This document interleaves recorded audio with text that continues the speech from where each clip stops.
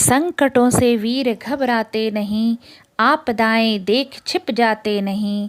लग गए जिस काम में पूरा किया, काम करके व्यर्थ पछताते नहीं। मेरे प्यारे देशवासियों, यह कहना अतिशयोक्ति नहीं होगी कि जिस भूभाग पर हम रहते हैं, अभी जिस स्वतंत्र वातावरण के साक्षात साक्षी बने गौरवान्वित हो रहे हैं, उस भूभाग को कुछ कलुषित आत्माओं के चंगुल से मुक्त कराने के लिए न जाने कितने देशवासियों ने अपनी जान न्यौछावर किए हैं, जिनमें से कुछ के नाम तो हम जान पाए, पर कुछ नाम तो बस अपने आप को देश हित में न्यौछावर कर गुमनाम ही हो गए। तो आइए आज हम उनमें से कुछ नामों को याद करके उन्हें एक सच्ची श्रद्धांजलि अर्पित करते हैं। इस कड़ी में एक नाम मातंगनी हाजरा का आता है। पूर्वी बंगाल में जन्मी मातंगनी हाजरा का जन्म 19 अक्टूबर 1870 ईस्वी में हुआ था। गरीबी के चलते उनका विवाह 12 साल की अवस्था में 62 वर्षीय विधुर के साथ हो गया था। पति के मरने के बाद वो एक झोपड़ी में रहने लगी और गांव वालों की सेवा में अपना समय व्यतीत करती थी।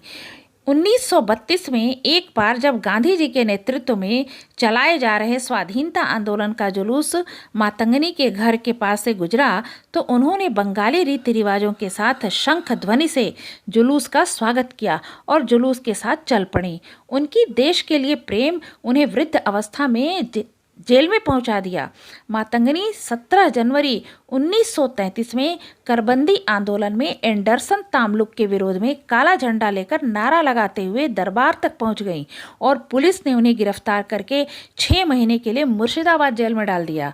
1942 के भारत छोड़ो आंदोलन में भी मातंगनी ने प्रमुख भूमिका निभाई थी। मातंगनी ने 29 सितंबर को होने वाली रैली के लिए गांव-गांव घूमकर 5,000 लोगों को तैयार किया था।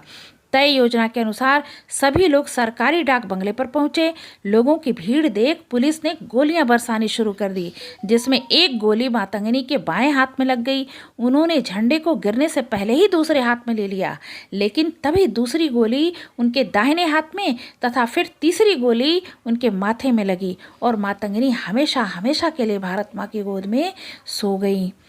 तो इस क्रम में हम दूसरा नाम देखते हैं सेनापति बापट जी का। बापट जी का पूरा नाम पांडुरंग महादेव बापट है। बापट का जन्म 12 नवंबर 1880 में पारनेर महाराष्ट्र में हुआ था। बापट ने उच्च स्तरीय शिक्षा प्राप्त की थी और अपने ज्ञान का परचम लंदन तक लहरा चुके थे।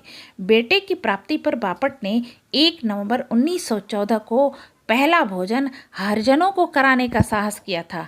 इन्होंने काले पानी और अन्य सजाओं को मिलाकर अपने कार्यकारी जीवन का लगभग आधा समय जेल में ही बिताया। 15 अगस्त 1947 को आज़ादी के दिन बापट को पुणे शहर में तिरंगा फहराने का गौरव प्राप्त हुआ।